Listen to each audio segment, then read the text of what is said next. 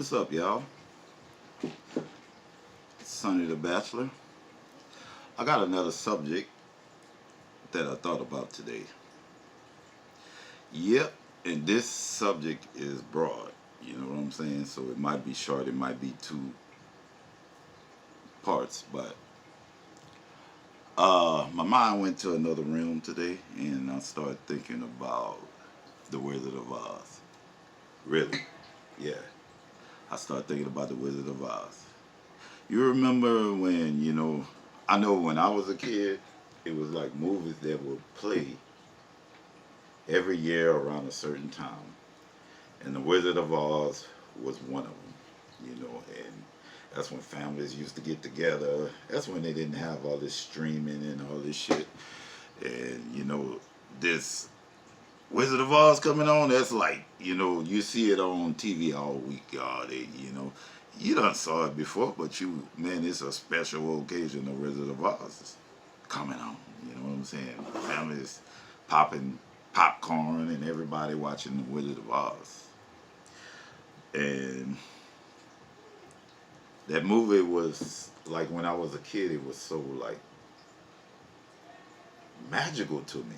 You know what I'm saying? Magical. It was like, damn, and especially when it turned in from black and white to color and all this. It was magical. It was like took you to another realm. So tonight I want to talk about life and the Wizard of Oz. And what most people don't know is that Wizard of Oz was written by this guy named L. Frank Baum. Yeah, and it wasn't one. He wrote the book, and it was a series of books. A lot of the stuff been taken out and all this. You know what I'm saying? So, the Hollywood only come get your book or whatever if they gotta make it like they want to make it, and you gotta look at movies like this, people. A movie always has a subliminal message. You know what I'm saying?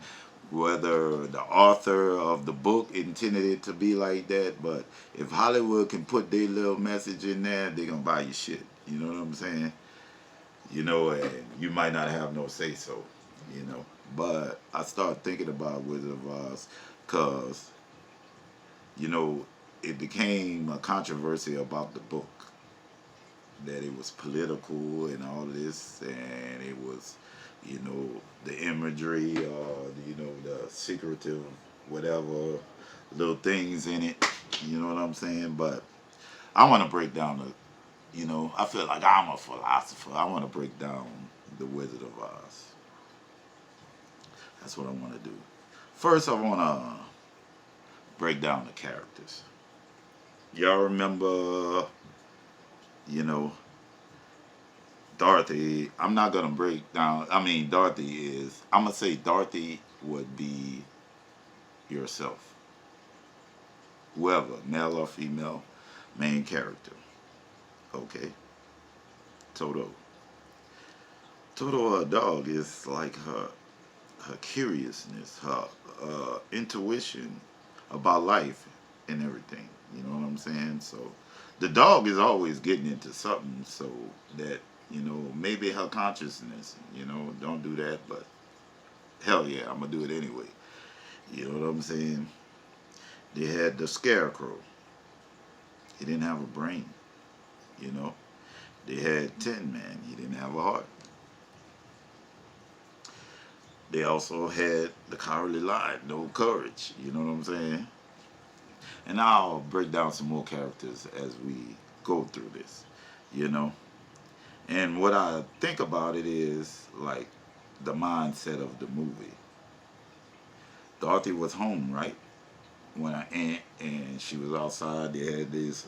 You gotta go watch the movie because I started watching it and I was like, damn, you know what I'm saying? There's all meanings in this. Like it was like Dorothy. She was home. She was around people she loved. You know what I'm saying? But she didn't like to do this. I guess she was used to the same life.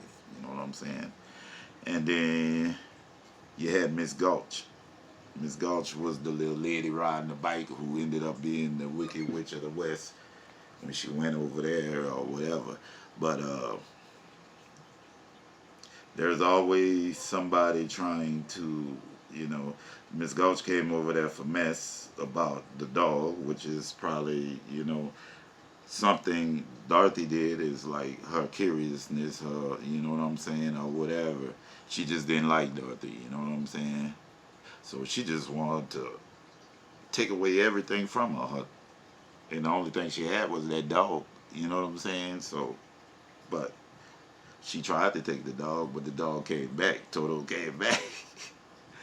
And okay, Dorothy ran away from home, you know that.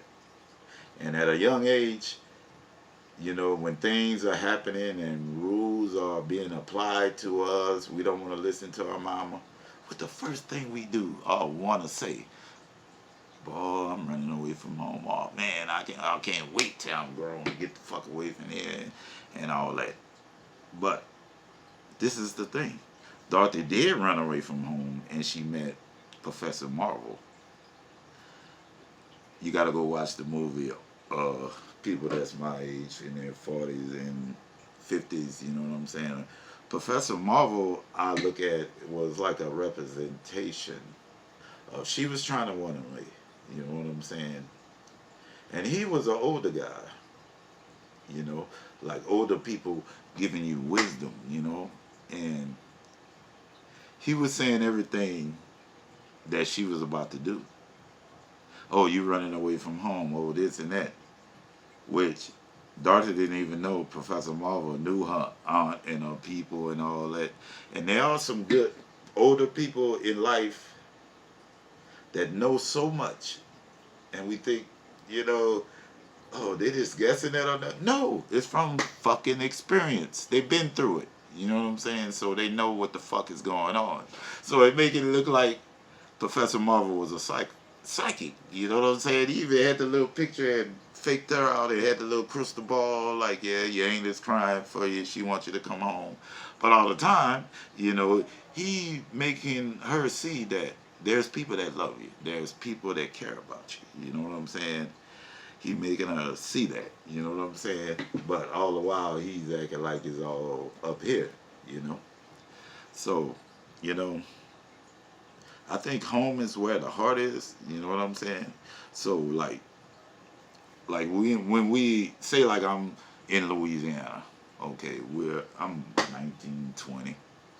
I'm like, man, fuck this shit. My mama getting on my nerves. This one getting on my nerves.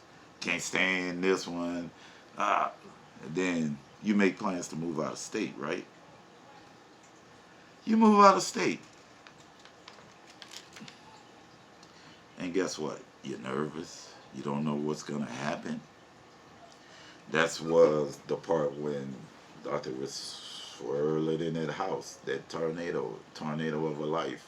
You know what I'm saying? Swirling in the house. She's seeing this. She's seeing Miss Gulch on the bike, And when she land in Oz, damn, she in a different place. A beautiful place. But really? You don't know nobody in Oz. You know what I'm saying? And to say about the good witch, the bad witch, I think it just represents good choices, bad choices. You know what I'm saying? The good in you, the evil in you. And the good witch could not. I mean, she could help Dorothy or mention something, but she couldn't help her. The evil witch, the same way. And when she met the Tin Man, no heart. You know what I'm saying? That means when you went out of state or wherever, you didn't have no heart. You didn't know how you was going to make it. You know what I'm saying? You didn't have no cowardly lying. You had to trust in your brain. You know what I'm saying? You had to trust in your brain how to make it. Your family not there and really you're homesick. You want to go back home. You want to go back home. You know what I'm saying? But at the same time, you want to show your family that you can make it without them.